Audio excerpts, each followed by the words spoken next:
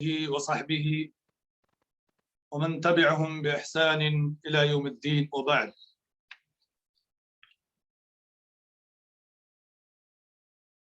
چودہ سو بیالیس کے اس حج تربیتی پروگرام میں آپ سب کا خیر مقدم ہے۔ حج بیت اللہ یہ دین اسلام کا جہاں پانچواں رکن ہے، وہیں ہر صاحب حیثیت کے اوپر بیت اللہ کا حج کرنا واجب ہے۔ حج کے احکام و مسائل پہ سیر حاصل گفتگو فضیلت الشیخ ابو عدنان منیر قمر حفظہ اللہ فرمائیں گے۔ اس سے پہلے میں حج اور عمرے کے بعض دینی اور دنیاوی فوائد اور فضائل آپ کے گوش گدار کرنا چاہتا ہوں۔ حج گناہوں سے پاک حج اور عمرہ یہ پچھلے گناہوں کی مغفرت کا باعث ہے۔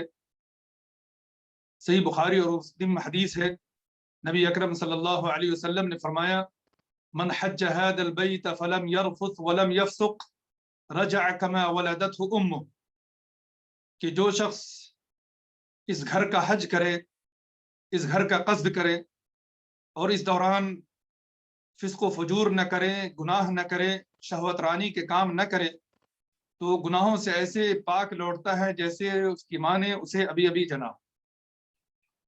اور مقبول حج کا بدلہ تو صرف جنت ہے۔ وہیں عمرے کے نتیجے میں اللہ سبحانہ و تعالیٰ گناہوں کو مٹاتے ہیں۔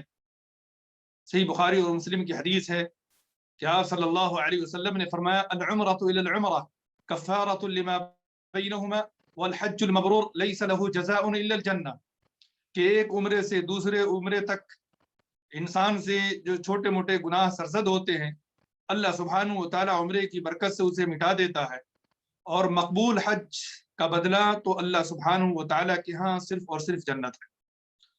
وہ حج جو گناہوں سے پاک بھی ہو اور سنت کے مطابق ادا کیا گیا ہو، اللہ سبحانہ و تعالیٰ کے ہاں اس کا بدلہ جنت ہے۔ اور حج کے نتیجے میں اللہ سبحانہ و تعالیٰ گناہوں کو مٹاتے ہیں۔ آپ صلی اللہ علیہ وسلم نے حضرت عمرو بن عاص رضی اللہ تعالیٰ عنہ سے فرمایا تھا، اما علمت ان الاسلام یہدم ما کان قبلہ، کیا تجھے نہیں معلوم کہ اسلام پچھلے گناہوں کو مٹا دیتا ہے، اور ہجرت یہ بھی پچھلے گناہوں کو مٹاتی ہے، اور حج سے بھی اللہ سبحانہ و تعالیٰ پچھلے گناہوں کو مٹا دیتے ہیں۔ یہ صحیح مسلم کی حدیث ہے۔ وہیں حج بیت اللہ یہ بوڑھے، کمزور اور خاتون کے لیے جہاد کا درجہ رکھتا ہے، جیسا کہ آپ صلی اللہ علیہ وسلم نے فرمایا، جہاد الکبیر والضعیف والمرأة الحج والعمرہ، بوڑھے، کمزور اور خاتون کا حج یہ جہاد ہے۔ بلکہ آپ صلی اللہ علیہ وسلم نے خواتین کے لیے بالخصوص حج بیت اللہ کو افضل ترین جہاد فرمایا۔ ام المؤمنین عائشہ رضی اللہ تعالی عنہا نے ایک مرتبہ نبی صلی اللہ علیہ وسلم سے عرض کیا، یا رسول اللہ، نرى الجہاد افضل العمل افلا نجاہد، ہمارا خیال ہے کہ جہاد یہ افضل ترین عمل ہے، کیا ہم جہاد نہ کریں؟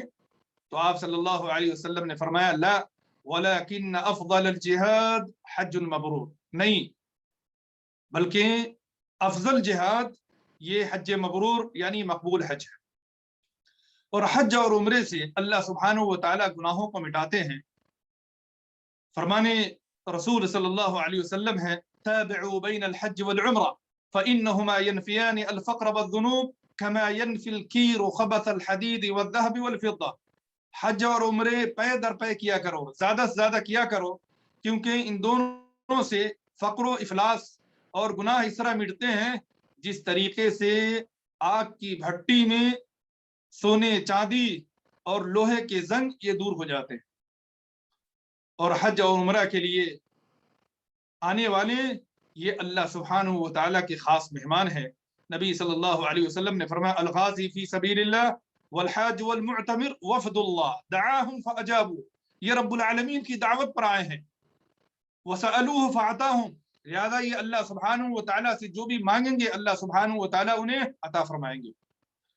اور حج اور عمرے کے سفر میں اگر کوئی فوت ہو جائے، انتقال کر جائے، تو اللہ تعالیٰ اسے قیامت تک حج و عمرہ کرنے والے کا ثواب عطا فرماتے ہیں۔ صحیح حدیث ہے کہ آپ صلی اللہ علیہ وسلم نے فرمایا من خرج حاجا فمات كتب له اجر الحاج الى يوم القيامه ومن خرج معتمرا فمات كتب له اجر المعتمر الى يوم القيامه.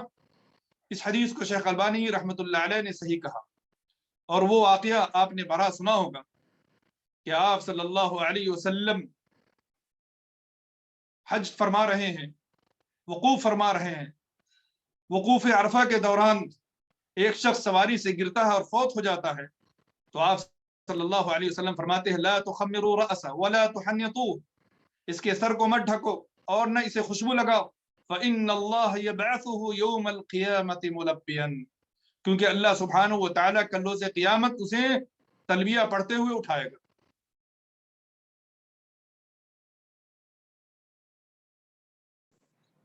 حج اور عمرہ کے لیے اگر کوئی شخص تلبیہ پڑھتا ہے تو اس کے ساتھ یہ شجر و حجر اور مٹی کے ڈھیلے تک تلبیہ پڑھتے ہیں، جیسا کہ نبی صلی اللہ علیہ وسلم کی حدیث ہے ما من مسلم يلبي الا لبى من عن يمينه وشماله من حجر او شجر او مدر حتى تنقطع الارض من ها هنا وها هنا.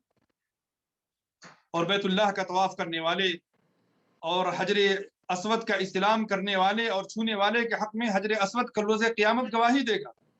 نبی صلی اللہ علیہ وسلم نے فرمایا واللہ ليبعثنه الله يوم القيامة له عينان يبصر بهما ولسان ينطق به يشهد على من استلمه بحق. اور حجر اسود یہ جنت کا پتھر ہے، یہ جنت سے جب یہ نیچے آیا تھا تو یہ بالکل سفید تھا، برف سے زیادہ سفید، لیکن انسانوں کے گناہوں کی وجہ سے وہ سیاہ ہوتا گیا یہاں تک کہ پورے طور پہ کالا بھجوم ہو گیا.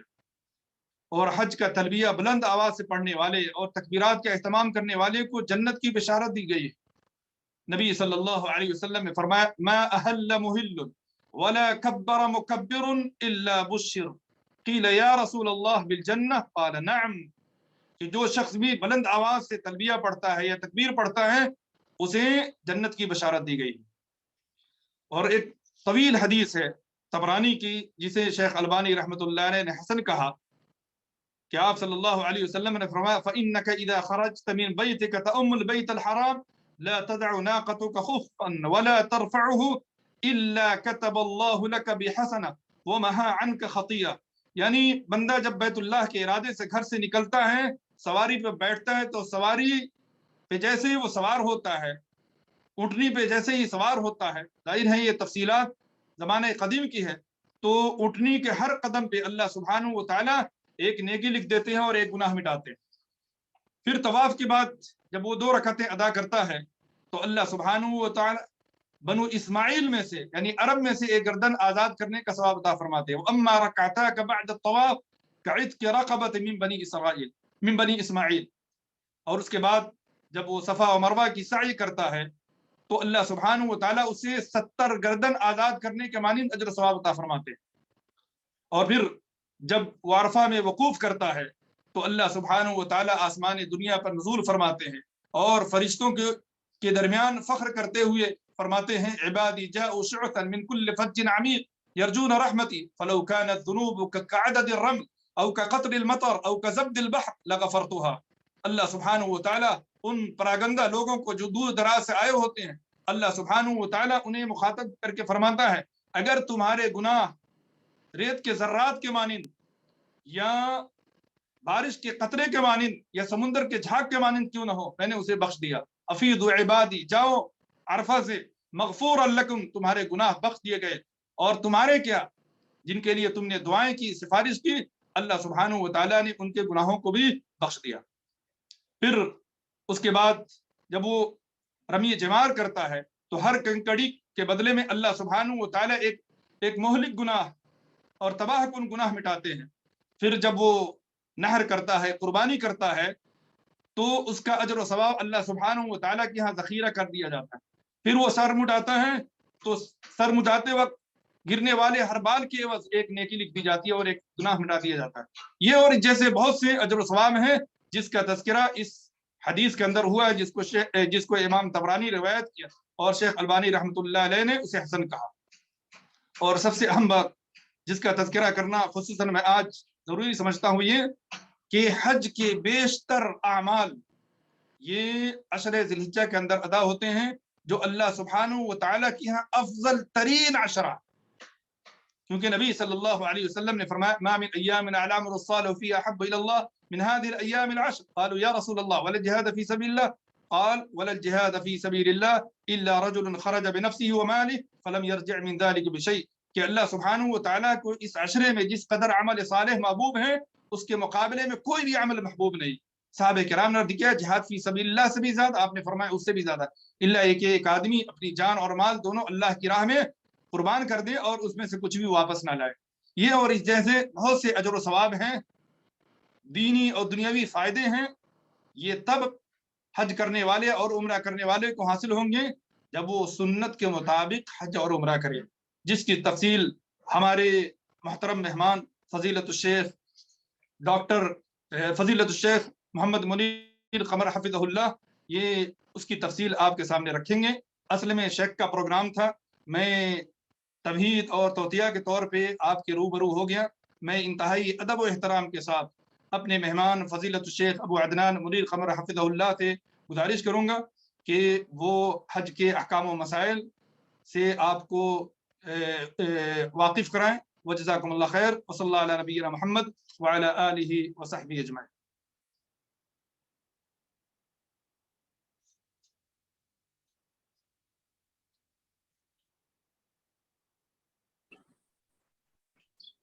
جزاک اللہ خیر شیخ، بارک اللہ فیک۔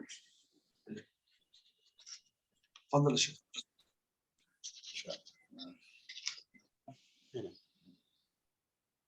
ان الحمد للہ نحمده ونستعینه ونستغفره ونعوذ باللہ من شرور انفسنا ومن سیئات اعمالنا، من يهده الله فلا مضل له ومن يضلل فلا هادي له، واشهد ان لا اله الا الله وحده لا شريك له واشهد ان محمدا عبده ورسوله، اما بعد فان خير الحديث كتاب الله وخير الهدي هدي محمد صلى الله عليه وسلم، وشر الامور محدثاتها وكل محدثة بدعة وكل بدعة ضلالة وكل ضلالة في النار۔ رب اشرح لي صدري ويسر لي امري واحلل عقدة من لساني يفقهوا قولي، رب اعوذ بك من همزات الشياطين واعوذ بك رب ان يحضرون۔ اعوذ بالله السميع العليم من الشيطان الرجيم، وللہ علی الناس حج البیت من استطاع الیہ سبیلا ومن کفر فإن اللہ غنی عن العالمین۔ اللہ رب العزت کا ہم پر بہت بڑا احسان ہے کہ اس نے ہمیں مسلمان بنایا، ہمیں حضرت محمد رسول اللہ صلی اللہ علیہ وسلم کا امتی بنایا، اور ہمیں وہ دین عطا کیا جو کہ کامل و مکمل اور پہلے تمام ادیان کا ناسخ دین ہے، اور اس دین کے کامل و مکمل ہونے کی شہادت و گواہی اللہ رب العزت نے خود آسمان سے نازل فرمائی اور ارشاد فرمایا الیوم اکملت لکم دینکم واتممت علیکم نعمتی ورضیت لکم الاسلام دینا۔ آج میں نے تم پر تمہارا دین مکمل کر دیا ہے۔ گویا کہ ہمارا دین پوری طرح آج سے 1400 سال پہلے ذو الحج کے مہینہ میں یوم عرفہ 9 ذو الحج کو اللہ رب العزت نے یہ دین مکمل کرنے کا اعلان کر دیا، اور اللہ رب العزت نے ہمیں وہ نبی عطا فرمایا، اس نبی کا امتی بنایا جو نبی تمام انبیاء کے سردار اور سب کے امام ہیں، امام الانبیاء والرسل۔ اور اللہ رب العزت کی کون کون سی نعمت کا ذکر کیا جائے، اللہ رب العزت نے خود قرآن کریم میں 2 مرتبہ ارشاد فرمایا ہے وَإِن تَعُدُّوا نِعْمَةَ اللَّهِ لَا تُحْصُوهَا، کہ اگر تم اللہ کی نعمتوں کو گننا بھی چاہو تو گن نہیں سکتے۔ اس کی ان بے شمار نعمتوں میں سے ہی ایک عظیم نعمت یہ ہے کہ اس نے ہمارے لیے گناہوں کو مٹانے کے مختلف موسم، مختلف مواقع رکھے۔ ہم گناہگار ہیں اور اللہ رب العزت غفور رحیم ہے، اس نے سال میں بعض مہینوں کو شرف عطا کیا کہ وہ گناہوں کو مٹانے کے لیے آتا ہے، جیسے ماہ رمضان ہے، اور بعض دنوں کو یہ شرف عطا فرمایا کہ وہ ہمارے گناہوں کو مٹانے کے لیے آتے ہیں، جیسے محرم، اور محرم کا خاص طور پر یوم عاشورہ، اور پھر یوم عرفہ، یہ جو ابھی چند دنوں کے بعد آنے والا ہے جو یوم حج ہوتا ہے۔ یہ ایام اللہ رب العزت نے ہمارے لیے گناہوں کے کفارے کے لیے بنائے ہیں۔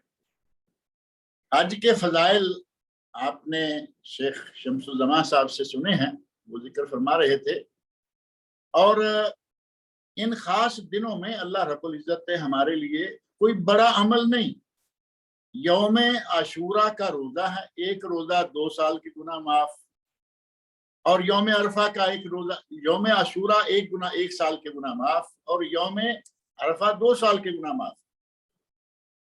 یہ اللہ رب العزت کی ہم پر یہ بھی بہت بڑی نعمت ہے۔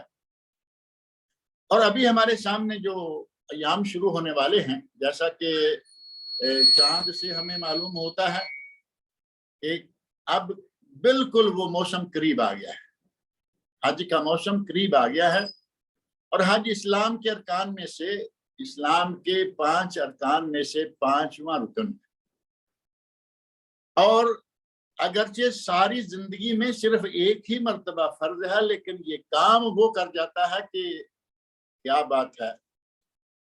نبی اکرم صلی اللہ علیہ وسلم ارشاد فرماتے ہیں کہ جس نے حج کیا، من حج فلم یرفث ولم یفسق رجع من ذنوبہ کیوم ولدتہ امہ، جس نے حج کیا، حج کے دوران کوئی شہوانی حرکت، کوئی شہوانی فعل، کوئی شہوانی کلام نہیں کیا، اور نہ ہی چیخ چنگاڑ شور مچایا، وہ گناہوں سے یوں پاک ہو کر واپس لوٹتا ہے جیسے پہلے دن کا بچہ دنیا میں آتا ہے۔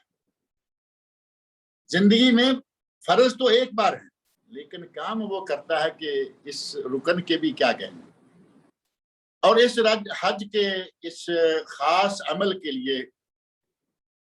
ایک تو یہ بات ذہن میں رکھیں کہ ساری عمر میں ایک ہی مرتبہ فرض ہے، اور نبی صلی اللہ علیہ وسلم نے اس کو فرض قرار دیا۔ بنی الاسلام علی 5، اسلام کی بنیاد 5 چیزوں پر، 5 ستونوں پر ہے۔ یہ حدیث اس کے فرض ہونے کا پتہ دیتی ہے۔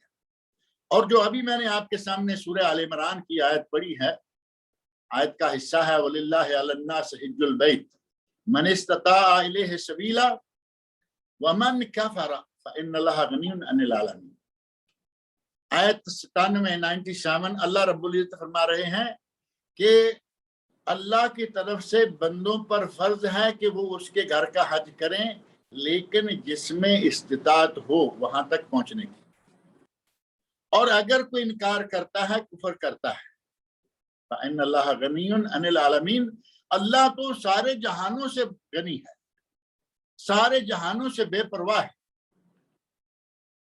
ان الفاظ میں وَلِلَّهِ عَلَى النَّاسِ حِجُّ الْبَيْتِ فریضہ بتا رہا ہے، جو نہ کرے وَمَنْ كَفَرَ، سیدھا سیدھا نظر آ رہا ہے کہ طاقت ہوتے ہوئے، استطاعت ہوتے ہوئے بھی جان بوجھ کر حج نہ کرے تو وہ آدمی اسلام سے خارج ہو جائے گا۔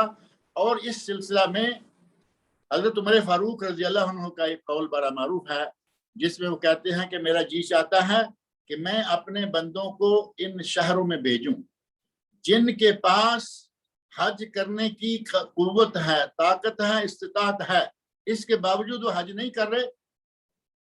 حضرت عمر فاروق رضی اللہ فرماتے ہیں کہ میرا جی چاہتا ہے کہ میں ان پر جزیہ نافذ کر دوں، وہ ٹیکس جو کافروں سے لیا جاتا ہے، اور ساتھ ہی 2 مرتبہ فرمایا ما ہم بمسلمین، ما ہم بمسلمین، استطاعت ہونے کے باوجود حج نہ کرنے والے وہ مسلمان نہیں ہیں، وہ مسلمان نہیں۔ حضرت عمر فاروق رضی اللہ عنہ نے کوئی ایسی تو بات نہیں کہہ دی ہوگی نا۔ حج کا فریضہ ہے، اور اس فریضے کو اگر کوئی جان بوجھ کر لاپرواہی سے، انکار سے اس کو چھوڑتا ہے تو وہ آدمی اسلام سے خارج ہو جاتا ہے۔ اور اس حج کی ادائیگی کے لیے کیونکہ طول طویل تفصیلات اس کے فضائل کو ذکر کرنا، وہ اس کے لیے بڑا وقت چاہیے۔ ہمیں اس وقت جیسا کہ آپ نے شیخ صاحب سے سنا کہ ہمیں حج کا طریقہ ذکر کرنا ہے، تو اس سلسلہ میں سب سے پہلی اور بنیادی بات یہ ہے کہ ہم حج پر روانگی سے پہلے اپنے دلوں کو صاف کر لیں، اللہ رب العزت کی طرف رجوع کر لیں، توبہ طائب ہو جائیں اور اپنے دل میں خلوص پیدا کریں کہ یہ حج ہم اللہ رب العزت کی رضا کے لیے کر رہے ہیں۔ ظاہر ہے کہ اگر لوگوں کے لیے دکھاوا، لوگوں کے لیے روریت، لوگوں کے لیے ریاکاری کرنی ہے تو اس حج کا کوئی فائدہ نہیں ہوگا، بلکہ اس سلسلہ میں احادیث موجود ہیں، اخلاص کے ساتھ عمل کرے تو دنیا میں بھی فائدہ، آخرت میں بھی فائدہ۔ وہ 3 غار والے آدمی جو ہیں ان کا واقعہ بڑا مشہور ہے۔ اور اگر ریاکاری سے کام کرے تو اس کے لیے جہنم۔ مولوی حافظ قرآن، سخی اور شہید، ان 3 لوگوں کا واقعہ صحیح مسلم میں موجود ہے کہ ان تینوں کو جہنم میں اس لیے ڈالا جائے گا کہ تم نے دکھلاوے کے لیے حج کیا تھا۔ لہذا پورے خلوص نیت کے ساتھ اللہ رب العزت کی رضا کے لیے حج کریں اور مال حلال کا خاص طور پر اہتمام کریں۔ اگر مال حلال نہیں ہوگا تو حج پھر قبول نہیں ہوگا، کیونکہ نبی اکرم صلی اللہ علیہ وسلم ارشاد فرماتے ہیں ان اللہ طیب ولا يقبل الا طیبا، اللہ طیب و پاک ہے اور وہ طیب و پاک کے سوا کسی چیز کو قبول نہیں کرتا۔ اللہ رب العزت طیب و پاک ہے اور اس کے سوا وہ کسی چیز کو قبول نہیں کرتا۔ اگر ہمارا مال رشوت کا ہوگا، ہمارا مال سود کے ذریعے آیا ہوا ہوگا، ہمارا مال چوری سے آیا ہوگا، ہمارا مال مختلف طریقوں سے ناجائز طریقوں سے اکٹھا کیا گیا ہوگا، تو اس حج کا کوئی فائدہ نہیں ہوگا، کیونکہ ایسے آدمی کے پیسے، اس کا مال حلال نہیں ہے اور اللہ کو حلال کے علاوہ کوئی چیز پسند نہیں، طیب کے علاوہ کوئی چیز اسے پسند نہیں۔ لہذا مال حلال، نیت خالص اللہ کے لیے، دل میں تقوی لے کر اللہ کی راہ میں اس حج کی ادائیگی کے لیے روانہ ہو جائیں۔ اور روانگی کے لیے نبی اکرم صلی اللہ علیہ وسلم عموماً جمعرات کو نکلا کرتے تھے۔ صحیح حدیث میں یہ بات موجود ہے کہ جمعرات کو نکلتے، اور یہ فرض نہیں ہے، جمعرات کو نکلنا سنت ہے، ثواب ہے، لیکن آج کل چونکہ کاروانوں کے معاملات ہیں، وہ کب لے کے جائیں گے، کیسے ہمیں روانگی اختیار کرنی ہوگی، کیسے کیسے وہاں پہنچنا ہوگا، کوئی بات نہیں، کسی بھی دن روانہ ہو جائیں جائز، لیکن جمعرات کے دن نکلنا افضل، پہنچے جس دن بھی، اور دن میں سے بھی صبح کے وقت، اگر کسی بھی دن نکلیں تو صبح کے وقت نکلیں، جسے اختیار ہو، اپنی گاڑی میں جانا ہے، اپنی بس میں جانا ہے، یا فلائٹ کو اس کو بھی اختیار ہے کہ صبح کے لیے، شام کے لیے، وہ صبح کی فلائٹ لے۔ ایک صحابی حضرت صخر الغامدی رضی اللہ عنہ فرماتے ہیں کہ نبی اکرم صلی اللہ علیہ وسلم نے ارشاد فرمایا اللہم بارک لامتی فی بکورہا، اے اللہ میری امت کی صبح میں برکت فرما۔ وہ کہتے ہیں کہ میں اپنے قافلے، تجارت کے قافلے بھیجا کرتا تھا، لیکن جب سے میں نے یہ بات سنی تو میں اپنے قافلوں کو پابندی کے ساتھ صبح صبح بھیجنا میں نے شروع کر دیا۔ نتیجہ یہ نکلا کہ مجھے اللہ رب العزت نے اتنی مال و دولت عطا فرمائی، اتنا مجھے نوازا کہ جس کی حد ہی نہیں، بے شمار مال اللہ رب العزت نے مجھے عطا کیا صبح نکلنے کی برکت سے۔ تو گویا جمعرات کو نکلیں، نہیں تو کسی دن میں نکل سکتے ہیں، صبح نکلیں، نہیں تو کسی وقت بھی نکل سکتے ہیں۔ اپنے گھر سے جب نکل لگیں تو معروف دعا ہے بسم اللہ توکلت علی اللہ ولا حول ولا قوت الا باللہ، یہ دعا پڑھتے ہوئے نکلیں۔ اور اس دعا پر بعض اہل علم نے کلام کیا ہے، کہا ہے کہ یہ دعا جو ہے وہ ضعیف ہے، لیکن دیگر علماء نے اس کو صحیح بھی قرار دیا یا کم از کم حسن درجے کی قرار دیا، اور کہا کہ یہ چلتی ہے، کوئی ایسی بات بھی نہیں ہے کہ یہ بالکل ہی کام۔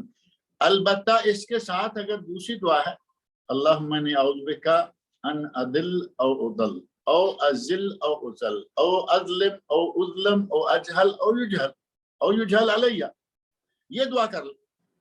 اس دعا کی سند بالاتفاق صحیح ہے۔ یہ دعا کرتے ہوئے گھر سے روانہ ہوں، گھر والوں کو آپ الوداع کریں، استودعکم اللہ الذی لا تضیع ودائعہ، میں تمہیں اس رب کے سپرد کر کے جا رہا ہوں جس کے سپرد کی گئی کوئی چیز ضائع نہیں ہوتی، اور اگر لوگ گھر میں موجود ہیں، پورے فیملی کے ساتھ گئے ہیں الحمدللہ، اگر باقی کچھ لوگ موجود ہیں تو وہ روانہ ہونے والے کو استودعک اللہ دینک و امانتک و خواتیم عملک یہ الفاظ کہیں اور اس کو روانہ کر دیں.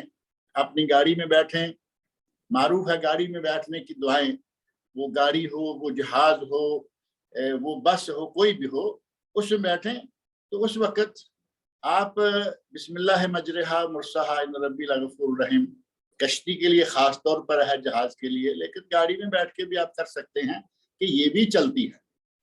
اور اللہ اکبر اللہ اکبر اللہ اکبر سبحان الذی سخر لنا ھذا وما كنا له مقرنین وانا الی ربنا لمنقلبون یہ قرآن کریم میں موجود ہے. یہ دعا کر لیں اور اس کے ساتھ ہی اللہم ھون علینا سفرنا ھذا واطفئنا بعدا اللہم انت الصاحب فی السفر والخلیفہ فی الاہل اللہم انا نعوذ بک من وعثاء السفر وکآبۃ المنظر وسوء المنقلب فی المال والاہل. یہ دعا ہے، یہ دعائیں مختلف دعائیں ہیں. یہ دعائیں مانگتے ہوئے اپنی گاڑی پر سوار ہو جائیں، روانہ ہو جائیں اور راستے میں کوشش کریں کہ لڑائی جھگڑا نہ ہو. اللہ رب العزت نے قرآن کریم میں ارشاد فرمایا ہے ومن فرض فیہن الحج فلا رفث ولا فسوق ولا جدال فی الحج. جو ان حج کے مہینوں میں شوال، ذوالقعدہ اور عشرہ ذوالحج، جن کو صحیح بخاری شریف میں نبی اکرم صلی اللہ علیہ وسلم نے الحج و اشہر معلومات قرآن کریم میں کہ حج کے مہینے معلوم ہیں، اور نبی صلی اللہ علیہ وسلم نے صحیح بخاری میں ان مہینوں کی تحرید کرتے ہوئے فرمایا کہ وہ ہیں شوال، ذوالقعدہ اور عشرہ ذوالحج. اور اللہ رب العزت فرما رہے ہیں فمن فرض فیہن الحج، جس نے ان مہینوں میں اپنے اوپر حج فرض کر لیا، فلا فسوق ولا جدال فلا رفث ولا فسوق ولا جدال فی الحج.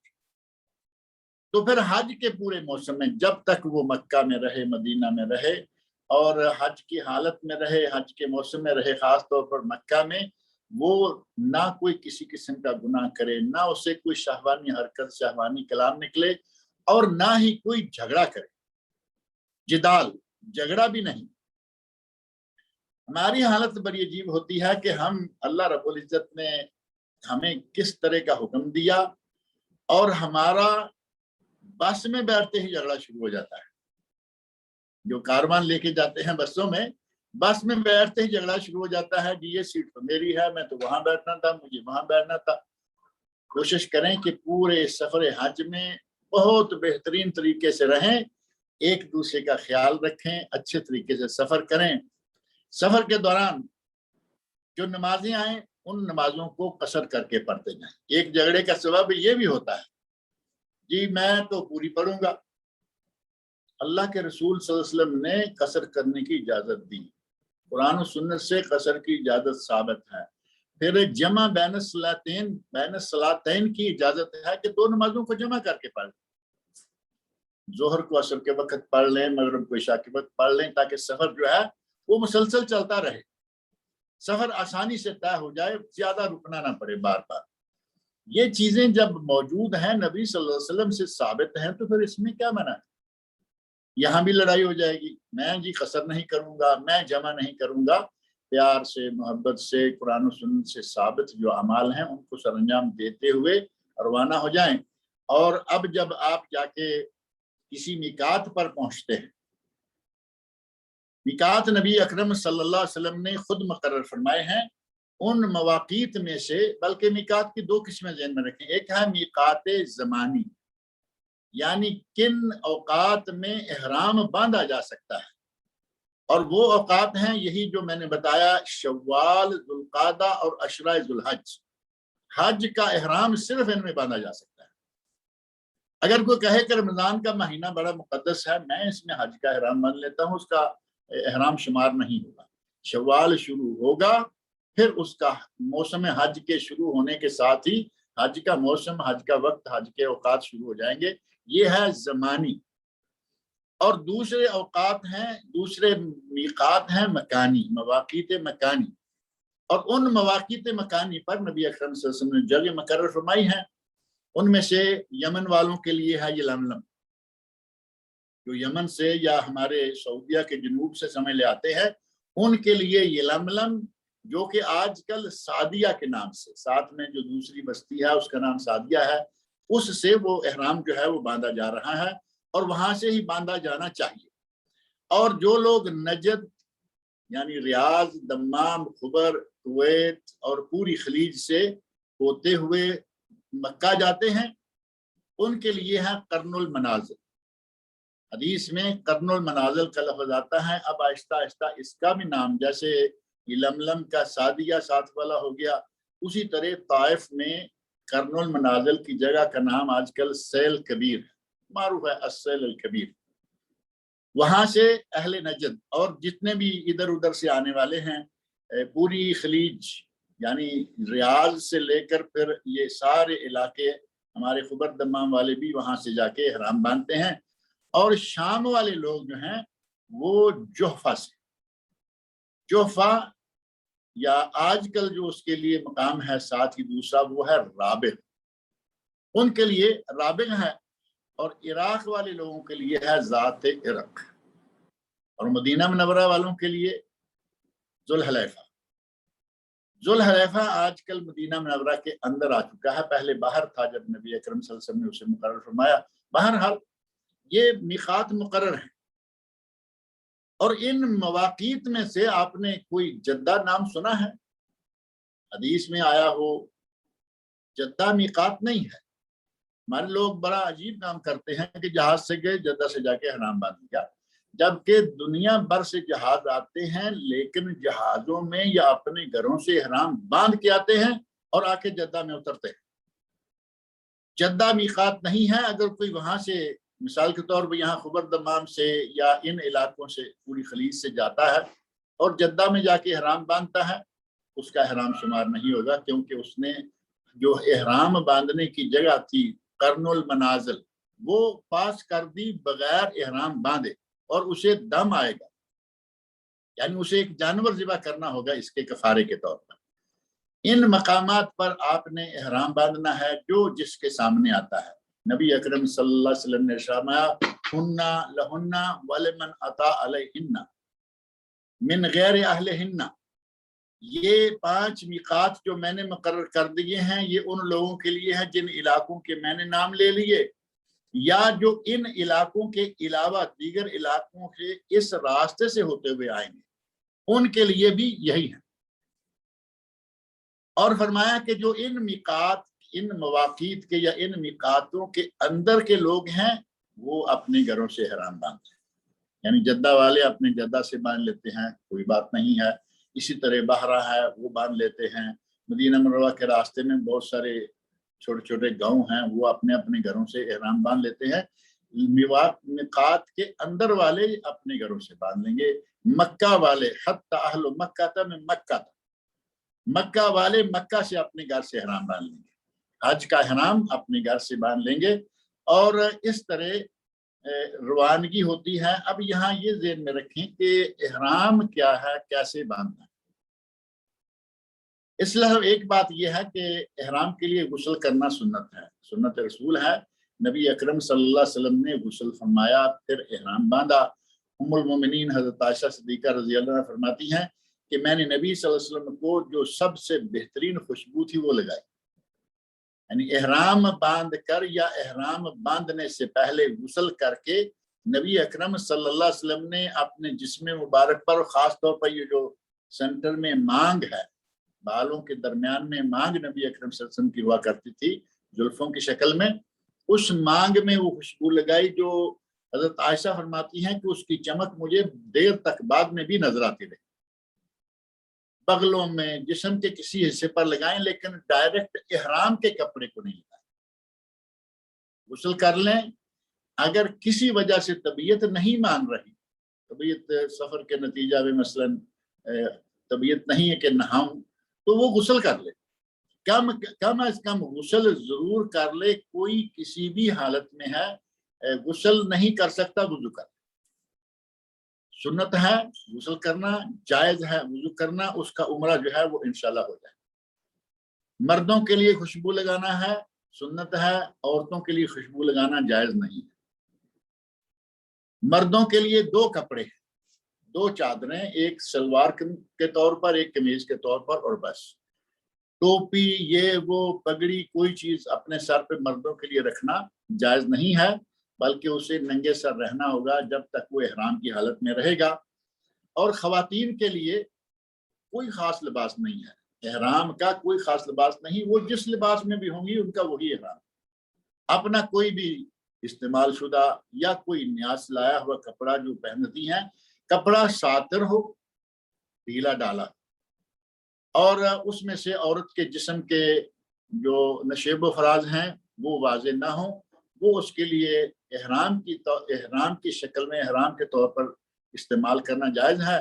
آج کل عورتوں نے ایک سلسلہ شروع کیا ہے کہ مردوں کے لیے سفید چادریں ہیں، تو عورتوں کے نے بھی اپنے لیے ایک رنگ کا، پورے ایک رنگ کا احرام کی شکل میں، اس میں ٹوپی شامل ہے، اس میں یہ شامل ہے، بنوانا شروع کر دیا کہ ہم بھی مردوں سے پیچھے ہوئے۔ ایسے معروف ہے کہ ہم کسی سے کم تھوڑے ہیں، جبکہ عورتوں کے لیے کوئی مخصوص کپڑا نہیں، جس کپڑے میں چاہیں وہ احرام باندھیں، ان کے لیے جائز ہے۔ عورت کو خوشبو لگانا جائز نہیں ہے، بلکہ وہ غسل کرے یا کم از کم وضو کرے، احرام کا لباس پہنے اور پوری طرح باپردہ ہو جائے۔ اور ایک چیز جو احرام کی حالت میں عورت استعمال نہیں کرے گی وہ ہے نقاب۔ لا تنتقب المرأة ولا تلبس القفازین، عورت نہ تو دستانے پہنیں گی، گلوز، اور نہ ہی نقاب باندھے گی۔ عورت کا نقاب باندھنا بھی جائز نہیں اور دستانے پہننا بھی جائز نہیں۔ اب نقاب اوڑھنا، نقاب باندھنا، اس کو ہمارے یہاں کچھ عجیب انداز سے لیا گیا ہے۔ کہتے ہیں جی عورت کا چہرہ ننگا رہنا چاہیے، یہ غلط فہمی ہے۔ مطلقاً عورت کا چہرہ ننگا نہیں رہنا چاہیے، بلکہ عورت کو جب غیر محرم مردوں کا سامنا ہوگا تو اسے پردہ کرنا ہوگا۔ نبی اکرم صلی اللہ علیہ وسلم نے جب حج کیا تو آپ کے ساتھ خواتین بھی تھیں، ازواج مطہرات تھیں، دیگر خواتین تھیں، اور ان خواتین کا کتب حدیث میں یہ بیان موجود ہے کہ ہم نے نبی صلی اللہ علیہ وسلم کے ساتھ حج کیا، اور جب کبھی ہمارے پاس سے غیر مردوں کا، اجنبیوں کا کوئی قافلہ گزرنے لگتا تو سادلت احدانا جلبابہا من راسہا علی وجہہا، تو ہم اپنا سر کا کپڑا سرکا کر اپنے چہرے پر لے آتی، یعنی پردہ کر لیتی، اور جب کوئی نہ ہوتا تو کپڑا اٹھا دیتی۔ یہ ہے جو مسنون طریقے سے احرام ہے عورت کا۔ ہمارے یہاں عورتیں احرام کی حالت میں بس میں بیٹھے منہ ننگے طواف کر رہی ہیں، منہ ننگے صحیح میں ہیں، منہ ننگے جا آ رہی ہیں۔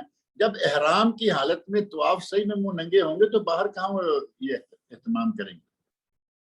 جبکہ نبی صلی اللہ علیہ وسلم کے ساتھ خواتین نے پردے کے ساتھ حج کیا، اور عورتوں کو یہ عمل اختیار کرنا چاہیے۔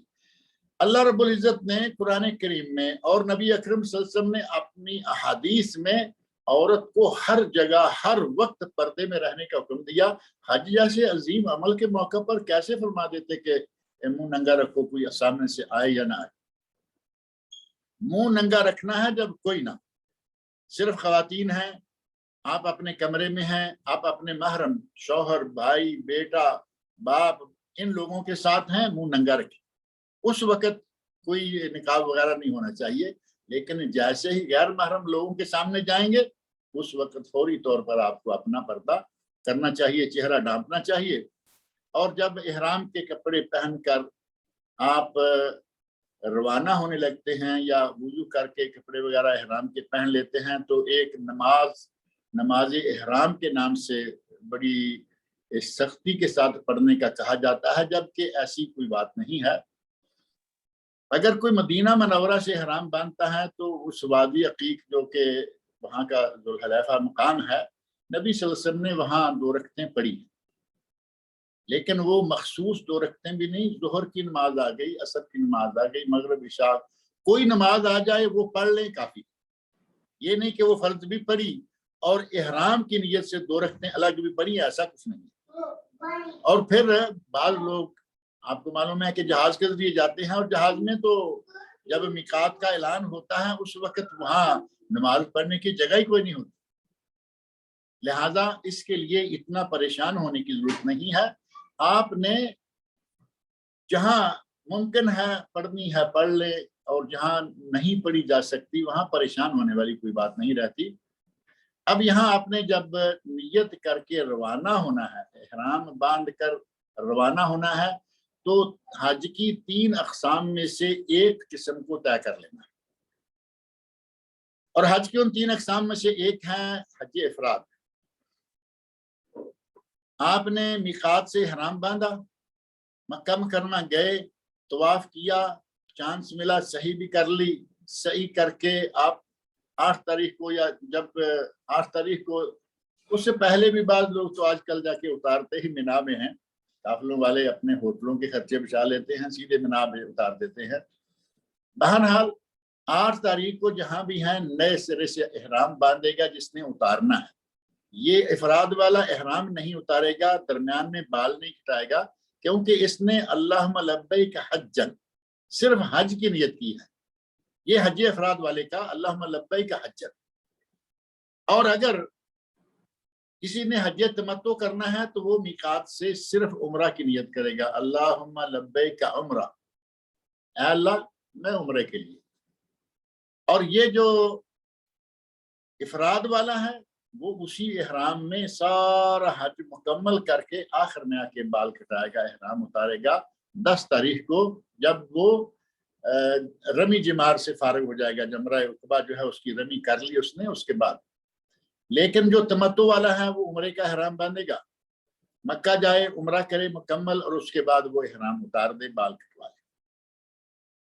اور ایک تیسری جو قسم ہے وہ ہے حج قران. اس کا طریقہ جو ہے وہ تقریباً حج افراد والا ہی ہے کہ وہ جائے گا مکہ مکرمہ میں، طواف کرے گا، صحیح کرے گا، لیکن بال نہیں کٹوائے گا، اور اسی احرام میں منا چلا جائے گا 8 تاریخ کو. پھر آگے کا جو عرفات، مزدلفہ ہے، پھر واپسی منا ہے اور طواف ہے، وہ سارا وہ کرے گا. قران میں اور افراد میں فرق یہ ہے کہ قران والے پر قربانی واجب ہے اور افراد والے پر واجب نہیں. باقی عمل تقریباً دونوں کا ایک ہے. قران والا بھی ایک صحیح کر لے کافی ہے، افراد والا بھی ایک صحیح کر لے کافی ہے. اور طواف جو ہے طواف افاضہ ہے. جاتے ہوئے افراد والا جو طواف کرتا ہے وہ طواف قدوم شمار ہوتا ہے، اور جو قران والا ہے اس کا وہ حج کا طواف شمار ہوتا ہے. یہ 3 قسمیں، حج افراد، حج تمتع، حج قران. ان میں سے جو افضل ترین حج ہے وہ ہے حج تمتع، کیونکہ نبی اکرم صلی اللہ علیہ وسلم نے حج تمتع کرنے کی خواہش فرمائی، تمنا فرمائی. اور حج قران والا جو ہے وہ یہ بھی ذہن میں رکھیں کہ حج قران وہ کر سکتا ہے، وہ کرتا ہے جس کے ساتھ قربانی کے جانور ہوں، یعنی قربانی کا جانور اپنے ساتھ لے کے آئے. ہمارے کئی لوگ کہتے ہیں جی ہمارے ساتھ قربانی ہے. کیسے؟ کہا ہم نے پیسے دے دیے ہیں، ہم نے پیسے جمع کرا دیے ہیں، ہماری قربانی ہو گئی. جبکہ قربانی کا جانور ساتھ لے کے جانا اور قربانی کے پیسے ادا کر دینا یہ بہت فرق والی باتیں ہیں. قران والا قربانی ساتھ لائے، اور اگر ساتھ نہیں تو تمتع والا حج کرے، عمرہ کرے، احرام کھول دے. نبی اکرم صلی اللہ علیہ وسلم نے حج قران کیا تھا. آپ نے حج قران کیا کیونکہ آپ کے ساتھ 100 اونٹ تھا، قربانی کے اونٹ آپ ساتھ لائے مدینہ منورہ سے. اور کچھ صحابہ کرام نے بھی قران کی نیت کر لی. نبی اکرم صلی اللہ علیہ وسلم نے صحیح کرنے کے بعد صفا مروہ کے درمیان کھڑے ہو کر خطبہ ارشاد فرمایا، اور اس میں فرمایا کہ جس آدمی کے ساتھ قربانی ہے وہ احرام میں رہے، اور جس کے پاس قربانی نہیں ہے وہ اپنی نیت بدل لے اور قران کی نیت کو فسخ کر کے وہ تمتع کی نیت کر لے. عمرہ ہو گیا، اب وہ اپنے بال کٹائے، احرام اتارے، 8 تاریخ کا تکلیف، وہ پھر آزاد ہو جائے گا. اور آپ نے اس وقت یہ کلمات ارشاد فرمائے، لو استقبلت من امری ما استدبرت لما سقت الہدی. اگر جو مجھے اب معلوم ہوا ہے، یعنی حج کی جو حج قران کی جو پابندیاں ہیں، اور پابندیاں کافی دیر تک مسلسل احرام باندھنے سے لے کر 10 تاریخ تک، اگر ان پابندیوں کا مجھے پہلے پتا ہوتا، لو استقبلت من امری مستدبرت، جو بعد میں علم ہوا ہے پہلے علم ہو جاتا، لما سقت الحدی، تو میں قربانیاں ساتھ نہ لاتا بلکہ عمرہ کر کے احرام کھول دیتا، 8 تاریخ کو دوبارہ احرام باندھتا۔ یہ آپ کی تمنا ہے، جس کی وجہ سے اہل علم نے کہا کہ حج تمتع جو ہے وہ افضل ترین حج ہے، جس کی آپ نے تمنا فرمائی۔ بہرحال ان تینوں حجوں میں سے جس حج کو نیت کرتا ہے جائز ہیں، تینوں حج جائز ہیں، صحیح ہیں۔ اور آج ہی بعض احباب نے ہمیں بتایا ہے کہ گورنمنٹ کی طرف سے یہ باقاعدہ اعلان آ گیا ہے کہ جو آدمی تمتع کرنا چاہے تمتع کرے، جو آدمی قران کرنا چاہے قران کرے، جو آدمی مفرد یا افراد کرنا چاہے افراد کرے، کیونکہ پہلے شروع میں تھا کہ صرف حج افراد ہوگا، لیکن آج کی خبر ہے، مجھے کسی نے باقاعدہ وہ پڑھائی خبر جمعہ کے بعد، درس کے بعد، کہ یہ تینوں جو ہیں اس کی گورنمنٹ نے اجازت دے دی ہے، یعنی آپ عمرہ کر کے احرام اتار کے پھر آ سکتے ہیں، قران کریں تو وہ تو خیر وہی بات ہے، اور افراد والے کی، تمتع والے کا مسئلہ تھا کہ کر پائیں گے یا نہیں، اس کی بھی اجازت جو ہے وہ لگتا ہے کہ حکومت نے دے دی ہے۔ بہرحال یہاں سے آپ طائف سے یا اپنے اپنے میقات سے احرام باندھ کر اب جب روانہ ہوتے ہیں تو اس وقت آپ کو ساتھ ہی تلبیہ شروع کر دینا ہے۔ صحیح بخاری، مسلم اور سنن اربع میں جو تلبیہ اور حدیث کی ساری کتابوں میں موجود ہے، لبیک اللہم لبیک لبیک لا شریک لک لبیک ان الحمد والنعمت لک والملک لا شریک لک، یہ تلبیہ بڑا مشہور ہے اور حاجیوں کو یاد ہونا چاہیے۔ ہمارے بعض حاجی، بلکہ بکثرت حاجی ایسے ہوتے ہیں کہ ان کو یہ تلبیہ بھی یاد نہیں، لاکھوں روپیہ خرچ کر کے اپنے ملک سے آتے ہیں یا یہاں سے بھی جاتے ہیں، تو آج کل یہاں سے بھی حج جو ہے وہ آپ کو معلوم ہی ہے بڑا مہنگا ہو گیا، لیکن تلبیہ کے یہ الفاظ یاد نہیں، دنیا بھر کی خرافات یاد کی ہوئی ہیں، یہ چند الفاظ یاد نہیں۔ حاجی کو چاہیے کہ یہ شعار ہیں حج کا اور یہ ضرور یاد کر لینے چاہیے۔ اور ایک تلبیہ بہت مختصر جو ہے وہ سنن نسائی، سنن ابن ماجہ، سنن کبریٰ بہقی اور مستدرک امام حاکم میں وہ بڑے مختصر الفاظ میں لبیک الہ الحق لبیک، وہ بھی کہتے رہیں، ساتھ میں یہ بھی کہہ لیں۔ اور ایک صحیح مسلم، ابو داؤد اور مسند امام احمد میں ہے لبیک وسعدیک والخیر بیدیک والرغباء الیک والعمل، لبیک وسعدیک والخیر بیدیک والرغباء الیک والعمل، یہ بھی تلبیہ میں شامل ہے۔ اگر یہ بھی کہتے رہیں تو بہت اچھی بات ہے۔ اور نبی اکرم صلی اللہ علیہ وسلم نے تلبیہ کہنے اور مردوں کے لیے خاص طور پر بلند آواز سے کہنے، اور خواتین تو ظاہر ہے کہ وہ بلند آواز سے نہیں کہیں گی، ان کو بغیر آواز کے ہی کہنا کافی ہے، جتنا کم از کم اگر کوئی ساتھ اپنے محرم ہیں وہ سن لیں، کوئی بات نہیں، اتنی سی آواز ہو، لیکن اتنی آواز نہ ہو کہ جیسے مرد کہہ رہے ہیں۔ نبی اکرم صلی اللہ علیہ وسلم ارشاد فرماتے ہیں ما من ملبن یلبی الا لبا ما عن یمینہ و شمالہ من حجر و شجر و مدر، تلبیہ کہنے والا جب تلبیہ کہتا ہے تو اس کے دائیں والے بائیں والے درخت، پتھر، مٹی کے ڈھیلے، ہر چیز اس کے ساتھ تلبیہ کہنا شروع کر دیتی۔ کتنا زبردست عمل ہے کہ آپ کی آواز کے ساتھ پھر زمین، درخت اور پتھر ہر چیز جو ہے وہ تلبیہ کہنا شروع کر دے گی۔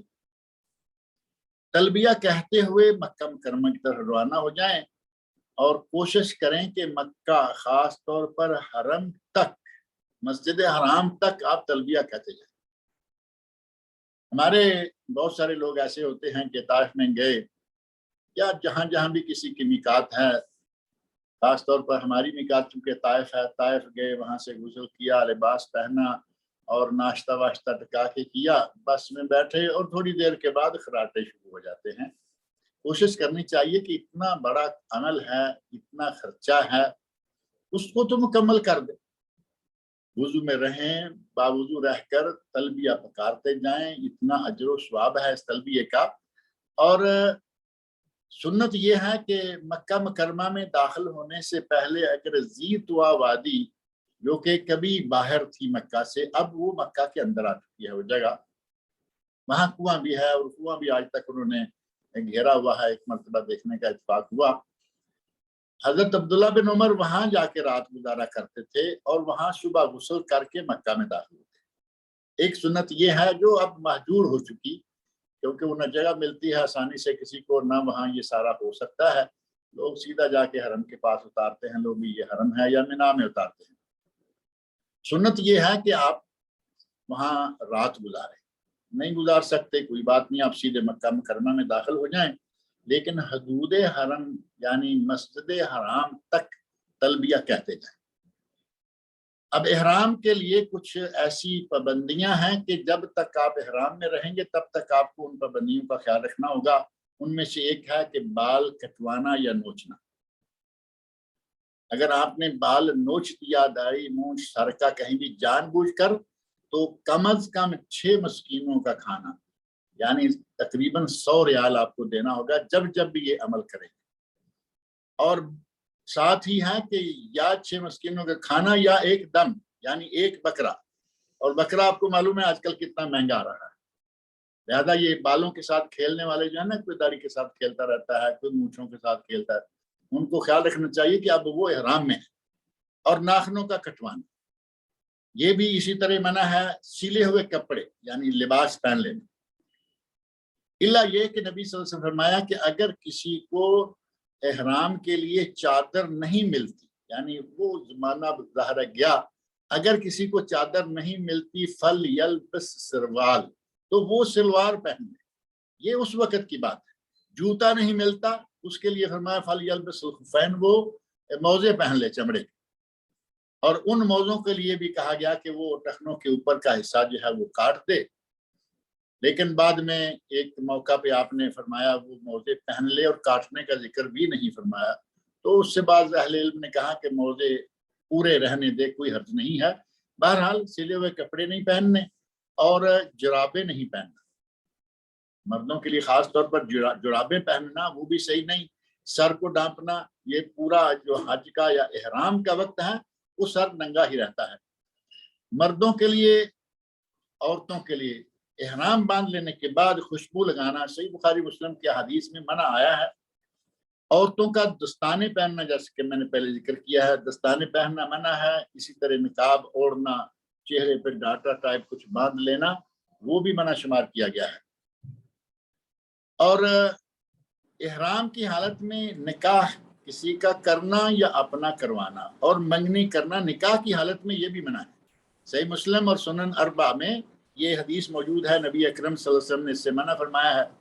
اور اگر کوئی جنگلی شکار کرتا ہے تو اسے بھی منع کیا گیا ہے۔ قرآن کریم کے اندر یہ بات موجود ہے، حرم علیکم صید البر ما دمتم حرما، جب تک تم احرام کی حالت میں ہو تمہارے لیے شاید شکار کرنا منع ہے، سورۃ المائدہ کی آیت نمبر 96۔ اور درخت کاٹنا، حرم کے درختوں کا کاٹنا جو ہے وہ بھی منع ہے۔ گھاس پھوس میں کوئی حرج نہیں ہے، لیکن درخت کاٹنا منع ہے۔ جمع کرنا احرام کی حالت میں منع ہے، اور جمع تو اتنا منع ہے کہ اگر کوئی ایسا کر بیٹھے تو اس کا حج جو ہے اگر اس نے طواف افاضہ سے پہلے کر لیا تو اس کا حج ختم، یعنی اس کا حج جو ہے وہ ختم شمار ہو جائے گا، اور اس پر آئندہ سال حج کرنا واجب ہو جائے گا، اور اس پر اونٹ کی قربانی دینا واجب ہو جائے گا، اس کے لیے بکری بھی نہیں ہے۔ اور بوس و کنار ظاہر ہے کہ جماعت سے چھوٹا کام ہے، لیکن یہ بھی منع ہے اور ناجائز ہے۔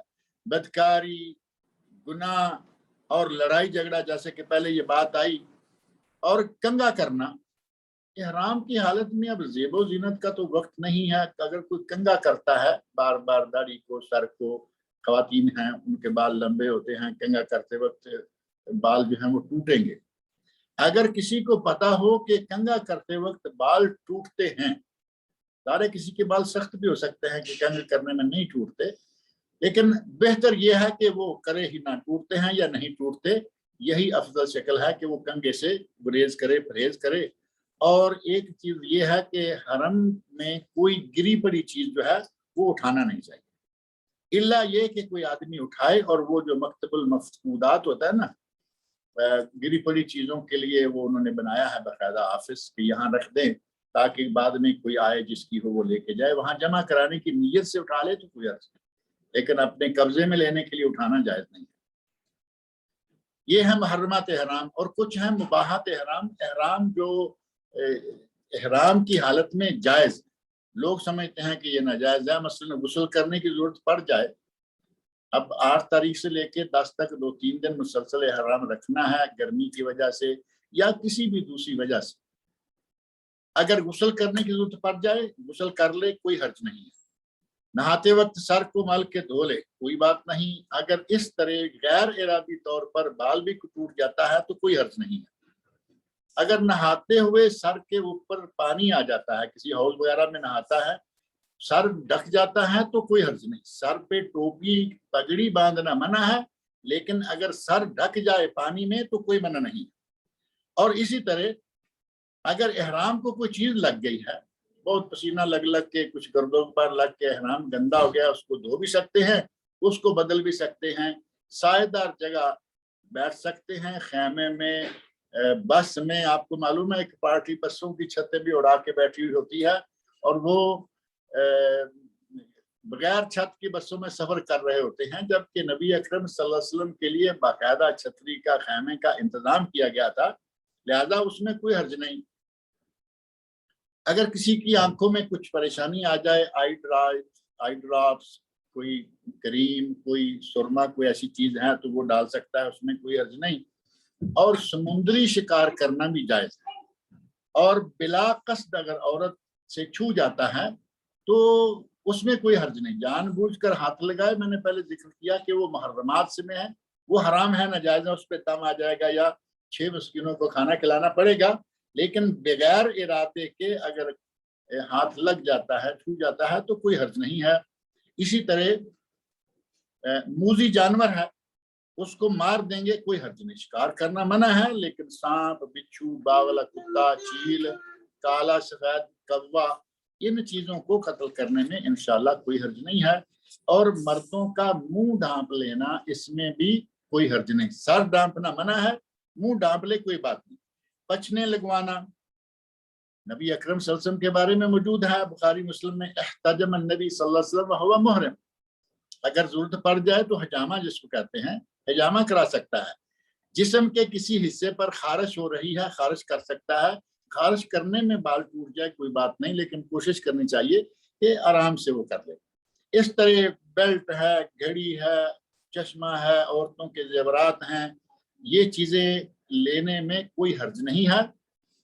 خوشبو لگانا منع ہے، لیکن پھول یا بوٹی سونگھ لے، اس سے خوشبو آ رہی ہے تو کوئی اس میں حرج والی بات نہیں ہے. اور سر کو ڈھانپنا منع ہے، لیکن اگر کوئی کمبل، کوئی گٹھڑی، کوئی چیز اٹھا کے جانی ہے وہ سر میں رکھ لے گا تو اس سے بھی کوئی حرج نہیں ہے. جہاں تک مہندی لگانے کی بات ہے، خواتین مہندی کی شوقین ہوتی ہیں، لگاتی رہتی ہیں. مہندی والا مسئلہ مختلف ہی ہے، بعض نے کہا کہ نہیں اور بعض نے کہا لگا لے، کوئی حرج نہیں. لیکن بہتر شکل یہی ہے کہ احرام میں ہے. اب 2-3 دن کی بات یہاں ہے، ایک دن جو ہے وہ پہلا عمرے کا ہوتا ہے، تو اس میں بہتر یہ ہے کہ وہ مہندی استعمال نہ کرے. نبی اکرم صلی اللہ علیہ وسلم مکہ میں داخل ہوئے، اور جس راستے سے داخل ہوئے وہ بالائی جانب تھی، جب روانہ ہوئے تو وہ زیریں جانب تھی.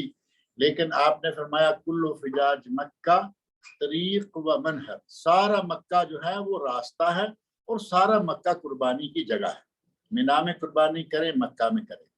اس راستے سے داخل ہوں، اس راستے سے داخل ہوں، کوئی حرج نہیں ہے. نبی اکرم صلی اللہ علیہ وسلم بالائی جانب سے داخل ہوئے. نبی صلی اللہ علیہ وسلم مسجد حرام میں داخل ہوئے باب السلام کی طرف سے. آج جہاں باب السلام ہے، یہ باب السلام شروع سے ایسے ہی ہے. باب السلام کی طرف سے آپ داخل ہوئے، وہیں آپ نے اپنی اونٹنی باندھی. اگر کوئی وہاں سے داخل ہو سکے تو ٹھیک ہے، نہیں تو جس دروازے سے بھی داخل ہو جائے گا جائز ہے، انشاءاللہ اس میں کوئی حرج والی بات نہیں ہے. اور مسجد حرام میں داخل ہونے کی دعا جو ہے وہ ایک تو وہی دعا ہے جو عام مسجد میں ہے، بسم اللہ والصلاۃ والسلام علی رسول اللہ، اللہم افتح لی ابواب رحمت. اور ساتھ ہی ایک دعا اور بھی ہے، وہ بھی کر لے، اعوذ باللہ العظیم وبوجہہ الکریم وسلطانہ القدیم من الشیطان الرجیم. صحیح مسلم میں، ابو داؤد، نسائی اور ابن ماجہ میں یہ آئی ہے. اور جب کعبہ شریف پر نظر پڑے تو ایک حدیث میں آتا ہے کہ نبی صلی اللہ علیہ وسلم نے دونوں ہاتھ اٹھائے. لیکن وہ حدیث ضعیف ہے، جبکہ حضرت ابن عباس رضی اللہ عنہما سے صحیح سند سے ثابت ہے کہ انہوں نے دونوں ہاتھ اٹھائے، کعبہ کو دیکھتے ہی دونوں ہاتھ اٹھائے۔ اگر کوئی ایسا کر لیتا ہے تو انشاءاللہ اس میں کوئی حرج نہیں ہے، دونوں ہاتھوں کو اٹھا کے کہے اللہم انت السلام ومنک السلام فحینا ربنا بالسلام، یہ کلمات کہنے بھی ثابت ہیں۔ مسجد کا کوئی تحیہ، مسجد الحرام کا تحیہ ہوتا ہے نا، ہم مسجد میں داخل ہو تو دو رکھتے ہیں، تحیۃ المسجد سے کہا جاتا ہے۔ مسجد الحرام کا تحیہ ہے طواف، جاتے ہی طواف شروع کر دیں، دو رکعتیں پڑھنے کی ضرورت نہیں ہے۔ لیکن اگر کوئی جماعت ہونے والی ہے تو ظاہر ہے کہ پہلے جماعت کے ساتھ نماز پڑھ لیں اور اس کے بعد آپ حجر اسود کے سامنے آ جائیں۔ حجر اسود کی نشانی وہ دور تک انہوں نے ٹیوبوں کے ساتھ واضح کی ہوئی ہے۔ اگر ممکن ہو تو حجر اسود کو ہاتھ لگائیں، بلکہ اس سے بھی زیادہ افضل یہ ہے کہ بوسہ دیجیے، بوسہ دیجیے۔ بوسہ نہیں دے سکتے ہاتھ لگائیے، ہاتھ نہیں لگا سکتے تو چھڑی لگائیے، اور اگر چھڑی بھی نہیں لگا سکتے تو دور سے ہی ایک ہاتھ ایسے کیجیے اور بسم اللہ واللہ اکبر یہ کہتے ہوئے وہاں سے روانہ ہو جائیے۔ نبی اکرم صلی اللہ علیہ وسلم نے حضرت عمر فاروق رضی اللہ عنہ سے مخاطب ہو کر فرمایا تھا، یا عمر لا تؤذ ضعیف، کمزوروں کو، ناتواں لوگوں کو اذیت نہ دینا، تم طاقت انک رجل قوی، تو طاقتور آدمی ہے، ایسا نہ ہو کہ اپنے زور سے دھکا مارتے ہوئے تم وہاں جاؤ اور جا کے بوسہ لو، نہیں۔ اگر چانس ملتا ہے فَإِنْ خَلَالَكْ، اگر وہ آپ کے سامنے آتا ہے، خالی ہے، لوگ نہیں ہیں، تو پھر آپ اس کا بوسہ لے لو، اور اگر لوگ ہیں تو دور سے ہی اللہ اکبر کرو اور روانہ ہو جاؤ۔ تو یہ طریقہ جو ہے نبی اکرم صلی اللہ علیہ وسلم نے رش کی حالت میں جو سلسلہ شروع ہوتا ہے اس کے بارے میں بتایا کہ ایسا کر لو۔ اب طواف کرنے کے لیے آپ نے اپنا دایاں کندھا جو ہے اس کو ننگا کرنا ہے، یہ بات ذہن میں رکھیں۔ رمل اور اجتباء طواف کے ساتھ دو چیزیں تعلق رکھتی ہیں۔ رمل ہے تھوڑا بھاگتے ہوئے چلنا، یہ پہلے 3 چکر جو ہیں ان میں بھاگتے ہوئے چلنا ہوگا، تھوڑا تھوڑا بھاگ، جیسے پہلوانوں کی دوڑ ہے، عام لمبی دوڑ نہیں۔ اور اجتباء یہ ہے کہ اپنے احرام کو دائیں کندھے کے نیچے سے گزار کر بائیں کندھے پر ڈال لیں، کندھا ننگا رہے۔ یہ جیسے ہی طواف مکمل ہوگا فوراً آپ نے دوبارہ دونوں کندھوں کو ڈھانپ لینا ہے۔ ہمارے یہاں ایسے لوگ موجود ہیں کہ وہ سارا موسم حج کندھے ننگے رکھتے ہیں، نمازیں بھی اسی طرح پڑھتے رہتے ہیں، جبکہ طواف کی 2 رکعتیں کندھوں کو ڈھانپ کے پڑھنا ضروری ہے۔ طواف کر لیں 7 چکر، لیکن جب 2 رکعتیں پڑھنے لگیں تو اپنے کندھے کو ڈھانپ لیں، اور جب کندھے کو ڈھانپ لیں گے تو 7 چکر طواف کے، حجر اسود سے لے کر حجر اسود 1 چکر بیت اللہ کا، پھر اسی طرح 7 چکر لگانے ہیں۔ اور ان 7 چکروں میں کوئی طے شدہ دعا نہیں ہے سوائے ایک کے۔ ہمارے یہاں باقاعدہ 7 چکروں کی الگ الگ دعائیں بنی بنائی لوگوں نے سیٹ کر کے رکھی ہوئی ہیں، جبکہ پہلے شوط کی دعائیں، دوسرے شوط کی دعائیں، تیسرے شوط کی دعائیں، یہ نبی صلی اللہ علیہ وسلم سے، خلفاء سے، صحابہ سے، یہ کہیں سے بھی ثابت نہیں ہے، آج کل یہ سلسلہ بنا دیا گیا ہے۔ البتہ جب آپ رکن یمانی کے پاس آتے ہیں، حجر اسود کو آپ نے بوسہ دیا یا ہاتھ لگایا یا کچھ بھی کیا، اشارہ کیا، چھڑی کے ساتھ ساتھ چھوا، رکن یمانی حجر اسود سے سامنے والا کونا جو گلائی میں آ جائے گا، اس سے سامنے والا کونا بھی گلائی میں آ جائے گا، اور آگے اگلا کونا جو ہے جو حجر اسود سے پہلے ہے اس میں رکن یمانی ہے۔ رکن یمانی کا بوسہ دینا ثابت نہیں، لوگ بوسہ دے رہے ہوتے ہیں، وہاں آپ نے جا کے صرف اس کو چھونا ہے، مس کرنا جائز ہے۔ اگر مس نہیں کر سکتے تو اس کو اشارہ کرنا بھی ثابت نہیں، اگر رش ہے تو نکل جائے، لیکن وہاں سے نکلتے ہوئے آپ نے ایک دعا شروع کرنی ہے، وہ ثابت ہے، ربنا آتنا فی الدنیا حسنہ وفی الآخرۃ حسنہ وقنا عذاب النار۔ یہ دعا معروف ہے، قرآن کریم کے اندر موجود ہے۔ یہ دعا حجر اسود تک مانگتے جائیں، اور پھر جب حجر اسود آئے بسم اللہ کہتے ہوئے آگے نکل جائیں۔ 7 چکر مکمل ہوئے، اب آپ نے مقام ابراہیم کو اپنے سامنے لے کر، مقام ابراہیم اور بیت اللہ سامنے ہوں، اگر یہ ممکن ہے تو ایسی جگہ اختیار کریں کہ مقام ابراہیم اور بیت اللہ ایک لائن میں آ جائیں. یہاں آپ نے 2 رکعتیں ادا کرنی ہیں. پہلی رکعت میں قل یا ایھا الکافرون اور دوسری رکعت میں قل ھو اللہ احد، اور کندھے ڈھانپ کر یہ دونوں رکعتیں پڑھنی. اب یہاں سے فارغ ہو کر روزہ نہیں ہے تو جتنا ہو سکے زمزم پیجیے. زمزم کے بہت سارے فضائل. نبی اکرم صلی اللہ علیہ وسلم فرمایا خیر ماء علی وجہ الارض، زمین پر سب سے بہترین پانی جو ہے وہ زمزم ہے. اور آپ نے ارشاد فرمایا زمزم جو ہے وہ لما شرب لہ، جس نیت سے پیئیں گے اللہ وہ نیت پوری کرے گا. کسی کو جو بھی حاجت ہے وہ نیت کر کے زمزم پیے، اللہ رب العزت وہ نیت پوری کرے گا. طعام تو وشفاء السقم، اگر کھانے کے لیے اس کو پیتے ہیں کھانے کی جگہ تو وہ کھانے کی جگہ کام دے گا. بھوکا آدمی زمزم پیے بھوک ختم. اور بیمار آدمی شفا کی نیت سے پیے گا اللہ اس کی بیماری کو دور کرے گا. تو یہ بڑا ہی بابرکت پانی ہے، وہ پیٹ بھر کے پئیں. بعض روایت میں آتا ہے کہ منافق پیٹ بھر کر زمزم نہیں پی سکتا، تم پیٹ بھر کے زمزم پیا کرو. زمزم پیجئے اور باب الصفا سے آپ نکل جائیے. اور باب الصفا جو ہے وہ حجر اسود کے ایسے سامنے ہی آتا ہے. وہاں سے نکل کر آپ سیدھے صفا پہ چلے جائیے، جو صفا مروہ ہے. صفا مروہ میں آپ جاتے ہیں تو وہاں جا کے آپ نے صفا پہ کھڑے ہو کر کوشش کرنی ہے کہ بیت اللہ کو اپنے سامنے لے آئیں. بیت اللہ آپ کے سامنے آ جائے تو سمجھیں کہ اب آپ یہاں اس وقت موجودہ جو تعمیرات جدیدہ ہیں آپ بیت اللہ بہت کم دیکھ پائیں گے. بہت مختصر کہیں کوئی ایسے سوراخ ٹائپ جگہ ہے جس سے نظر آتا ہے، ورنہ نہیں.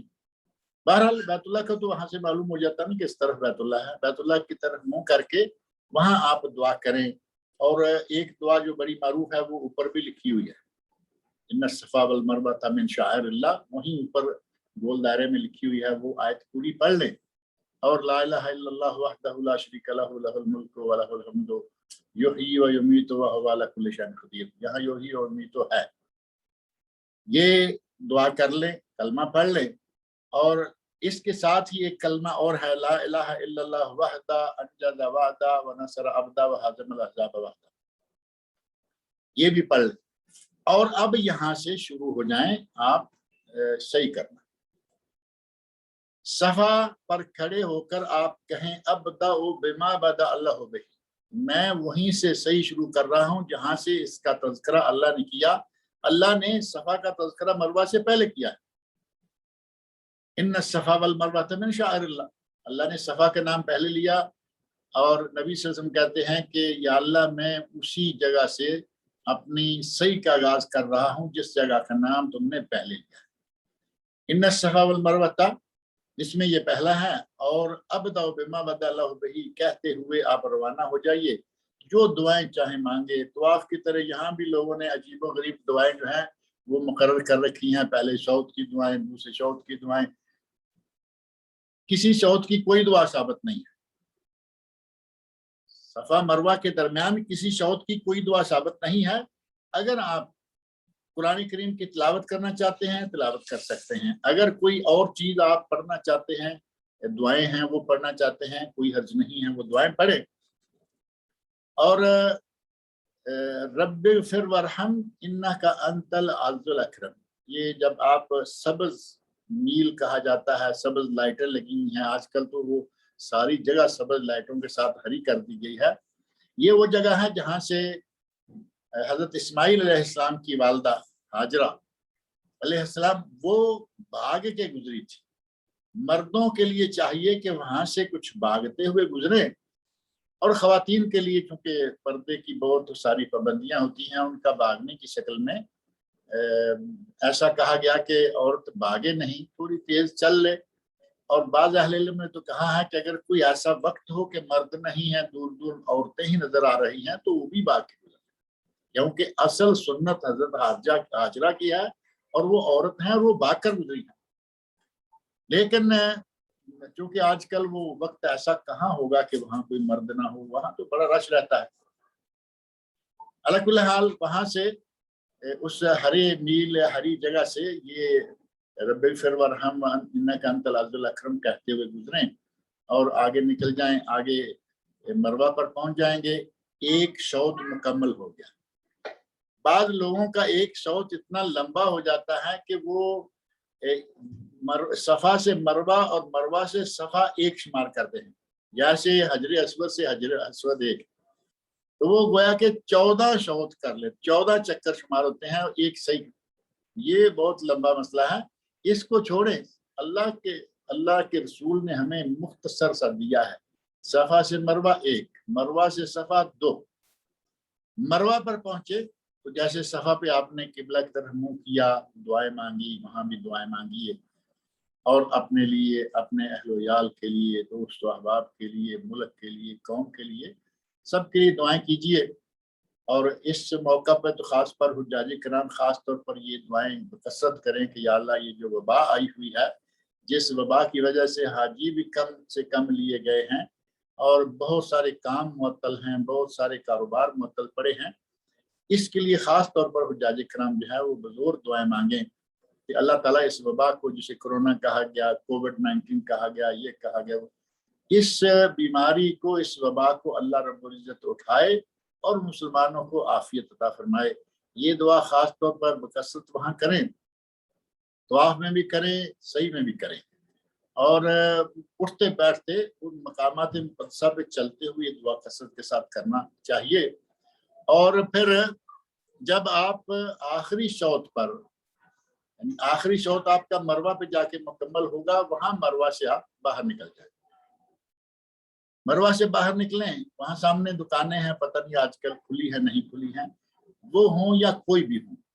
अब आपने एक काम करना है, और वो है बालों का मंडवाना या बालों का कटवाना। दोनों जायज हैं। बालों को मंडवाएंगे तो स्वाब ज्यादा है। नबी अकरम सल्लल्लाहु अलैहि वसल्लम ने 3 मरतबा फरमाया, अल्लाहुम्मा अर्हम अल मुहल्लिकीन, ऐ अल्लाह हलाका कराने वालों, गंजा कराने वालों पर रहम फरमा।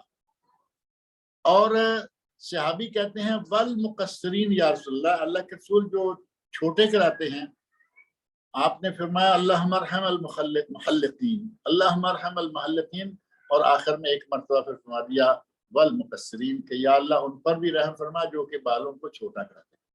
अब ज़ाहिर है कि छोटा कराने से मुराद ये नहीं है कि एक इंच इधर, एक इधर, एक इधर, एक सेंटर में, और कहा कि छोटे हो गए ना, ये बिल्कुल नाजायज। तकसीर ये नहीं है। तकसीर क्या है? तकसीर ये है कि सर का हर बाल कटे, चाहे थोड़ा कटे या ज्यादा कटे, लेकिन हर बाल कटना चाहिए। 2-4 कैंचियों वाला मामला जो है वो बिल्कुल गलत है, उससे आदमी सही मानों में हराम से नहीं निकलता। लिहाजा या सारे बाल छोटे कराएं या सारे बाल निकाल दें। अब चूंकि आपने हज करना है, तमत्तो वाले को फिर 2 दिन के बाद जाके, आजकल तो इतना ही वक्त मिलता है ना, 7 को हज उम्रा किया, 6 को उम्रा किया, 1-2 दिन के बाद फिर हराम बांधना है, 2 दिन के बाद फिर खोलना है और फिर बाल कटवाने हैं। तो इसके लिए बेहतर ये है कि उम्रा करें तो बाल छोटे करवा लें, और हज करें तो बाल मंडवा लें। दोनों कामों पर अमल हो जाएगा, दोनों तरह का स्वाब मिल जाएगा।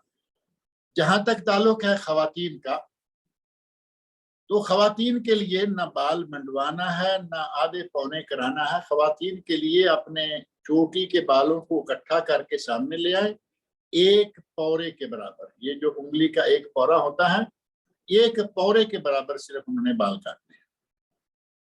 अब आप अंदाजा करें कि हज जैसे अजीम मौका पर भी औरत को ज्यादा बाल काटने का नहीं कहा गया, 1 पौरे का कहा।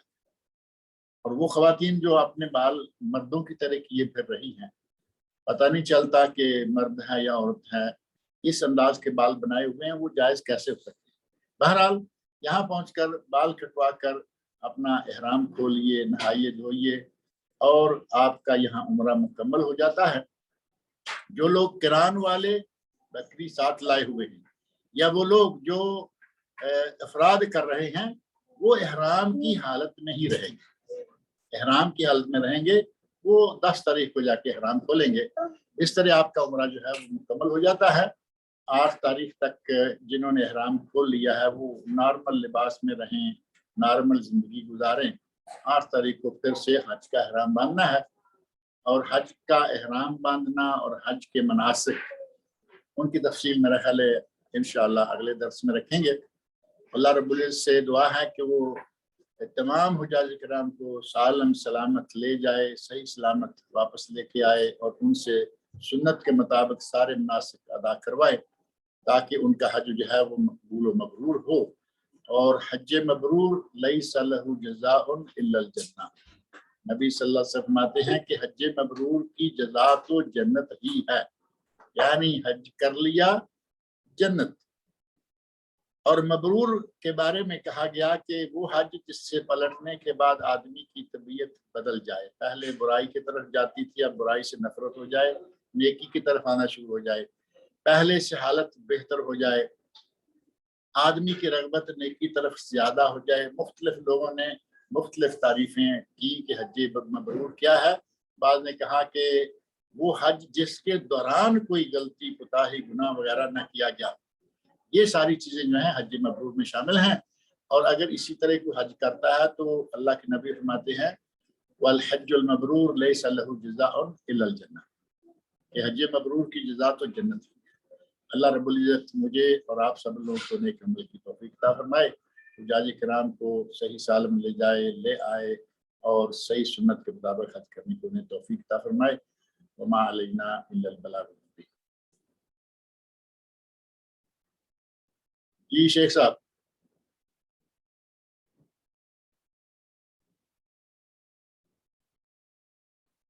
शेख साहब।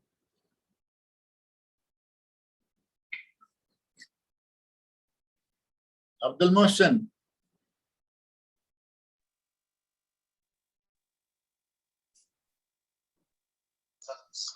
जज़ाकुमुल्लाह खैर व शकरल्लाहु लकुम शेख। मैंने कहा पता नहीं हम ऑनलाइन हैं भी या नहीं है। नहीं शेख, जज़ाकुमुल्लाह खैर। इंशाअल्लाह फिर कल अगली निशस्त में मुलाकात होगी। कल इंशाल्लाह मुलाकात होती है और कल फिर इंशाल्लाह कुछ सवाल जवाब लोगों के ले लेंगे इंशाअल्लाह इंशाअल्लाह। बारकल्लाह फीकुम। जज़ाकुमुल्लाह खैर। अस्सलाम वालेकुम व रहमतुल्लाहि व बरकातुहू।